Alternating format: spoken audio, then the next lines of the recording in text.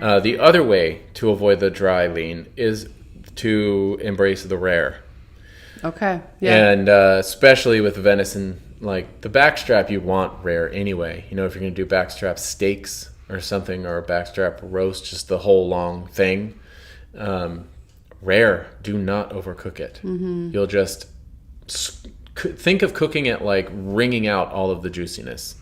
You're going to take the venison and just twist it like a wet towel and wring out all of the juice, all of the flavor. That's what cooking does. And so you just want to cook it enough to brown the outside and make it crispy on the outside, and then just to rare, on the inside. Yeah. And you'll really appreciate it. It's not going to taste more strongly, or it's not going to taste weird. It will taste weird if you let it get cold before you cut into it. So don't do that. But, when it's still hot and warm, but with a small amount of rest. So now I sound like I'm contradicting myself.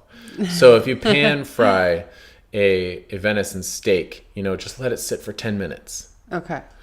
Even at rare, it'll still be warm. It'll still be pleasantly warm. Yeah. It's when it's like downright cold in the middle. Yeah. For rareness that it loses some magic. But yeah, don't overcook venison.